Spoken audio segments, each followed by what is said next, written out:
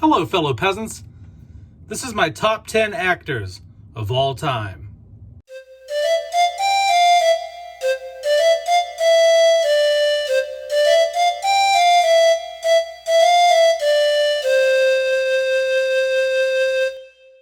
All right, guys, so here it is.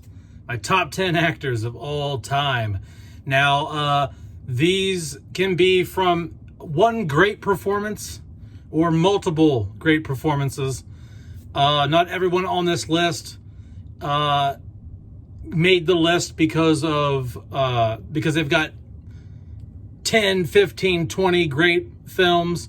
They can, but they can also just have one good film or television show or anything like that.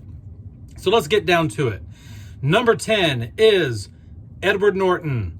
I think Edward Norton is a great actor. I like him in Death to Smoochy, Red Dragon, Fight Club, American History X. He gives a very believable performance. He has very small, intricate facial tics that you need when you're an actor. He doesn't overact.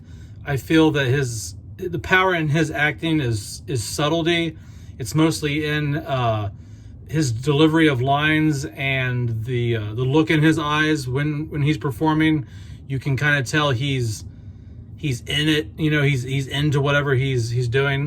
He's a very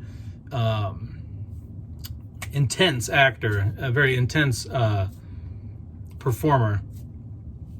Number 9 is Brad Pitt. Yeah, Brad Pitt. I like Brad Pitt's California. I think that's a great movie. Inglourious Bastards, World War Z, Fight Club. Just name like, I mean, it's Brad fucking Pitt. You know, he always gives his Seven's another great movie. Brad Pitt always gives his A game with everything he does. I don't think Brad Pitt's in a bad movie. I haven't seen that Bullet Train movie. By the trailers, it looks like trash, but a lot of people say it's good, so I don't know. I haven't seen it. Number 8 is Jim Carrey. Jim Carrey makes the list because I love Liar Liar and I love Dumb and Dumber. I even like The Truman Show. The Truman Show is great, and I even like the second Dumb and Dumber film that he did. A lot of people hate on that movie. I think it's hilarious. I think the sequel was done well. Jim Carrey, just especially early in his career, his face could morph into like anything. Like anything he did with his face was funny. I mean, everything Jim Carrey does is funny. It's similar to like Will Ferrell, where like pretty much anything they do comes off comical. They just have that kind of demeanor about them. And Jim Carrey is top-notch performer. He can pretty much do anything. Number 7 is Mel Gibson. Mel Gibson is a great director also.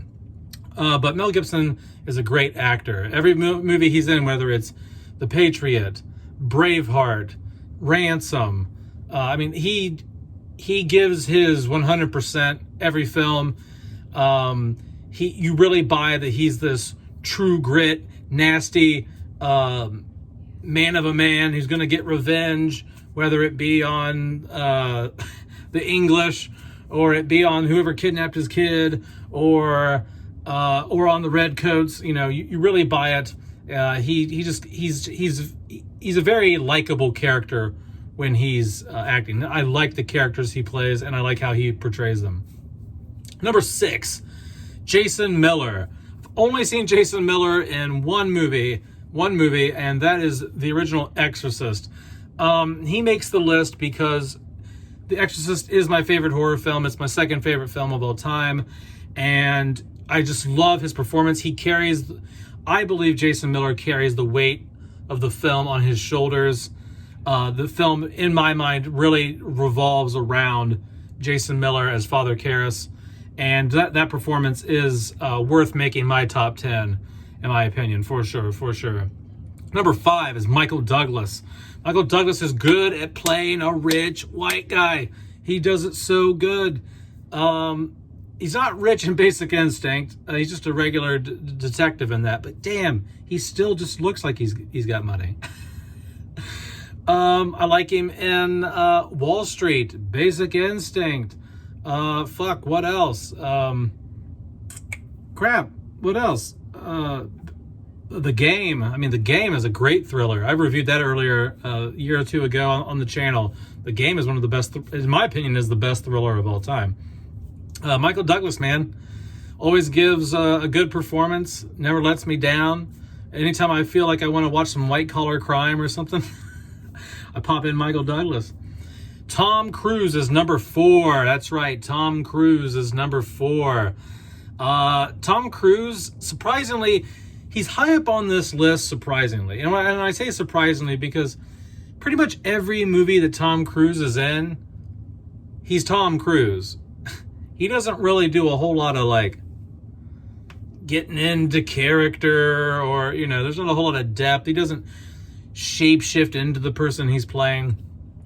But every time he's in a film, it's excellent. Tom Cruise does not really have a bad movie. I even like Legend. And a lot of people think Legend is garbage. But just everything. Jerry Maguire. Top Gun. Top Gun Maverick. Legend. The Mission Impossible series. Eyes Wide Shut. He has so many, I can't even... I almost said fucking Talladega Nights. Jesus Christ. Whatever the racing car he did. The race car movie he did. Risky Business, one of his first films. I mean, Tom Cruise really... Days of Thunder, that's what I was thinking of, not fucking Talladega Nights. Tom Cruise always gives his A game on screen and off screen. I mean, off screen, he's such a perfectionist. He wants it to look right. He wants it to sound right. He cares about your theatrical experience. He cares about whether you turn on the motion flow on your TV. He wants you to watch the movie at 24 frames per second. He has fucking PSAs about motion flow. Like, he cares so much about the cinematic experience and delivering a good product to customers as an entertainer. And you don't get that a whole lot these days. I mean, Tom Cruise actually gives a shit about what the wretches think about his movies. It's cool.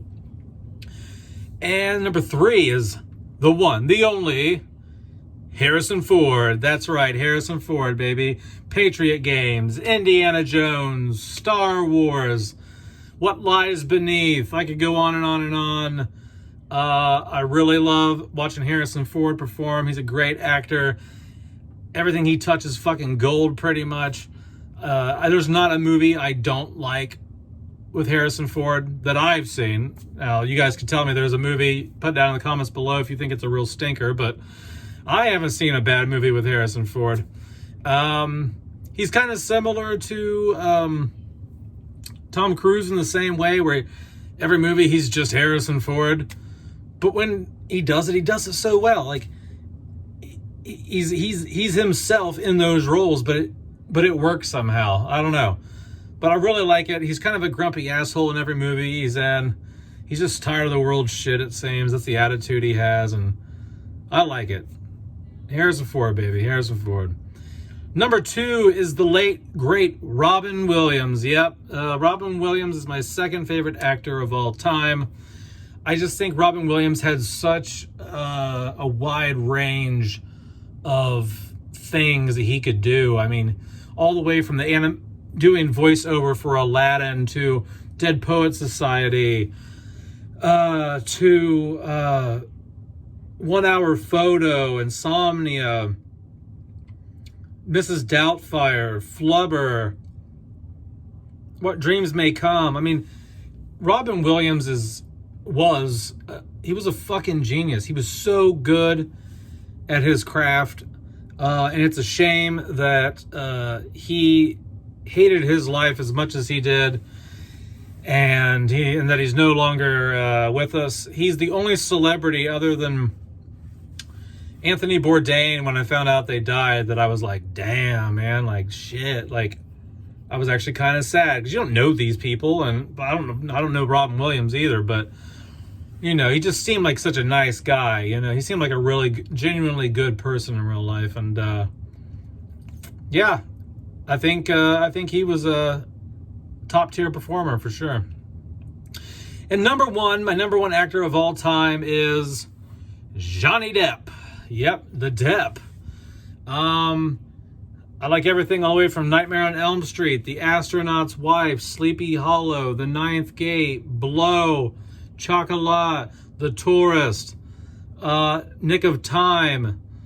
Johnny Depp really doesn't fail a whole lot. Not that he hasn't failed. I've seen some movies I don't care about with him. But I love how he can mold and meld and just change. Oh, I also forgot Pirates of the Caribbean, Captain Jack Sparrow. I mean, that's one of my least favorite characters of his, actually. I know that's like his main...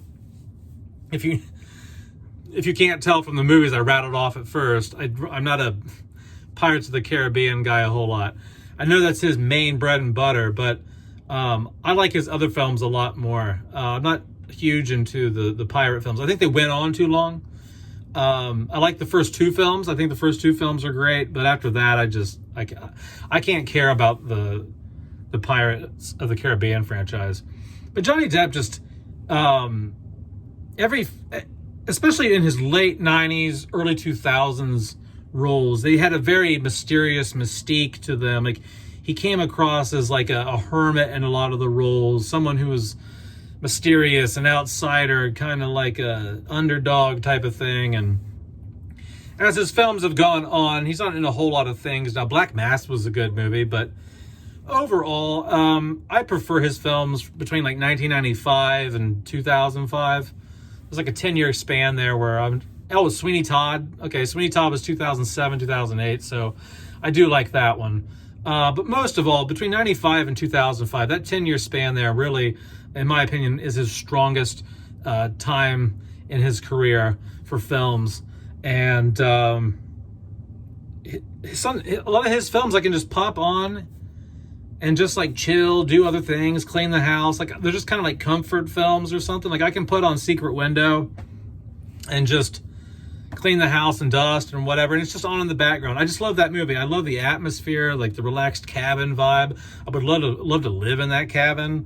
I would love to be like an author and just live in a cabin somewhere up in upstate New York or wherever in New England and freaking just write my book and drink my coffee and chill out in the woods.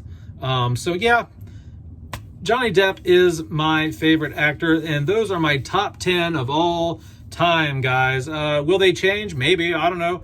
Maybe someone new will come along and change my mind, but I don't know. I don't think so. Johnny Depp's been my number one actor for about 20 years now, so I don't see anyone taking that spot. But the other ones, the back five, could maybe shuffle around someday, but I don't know.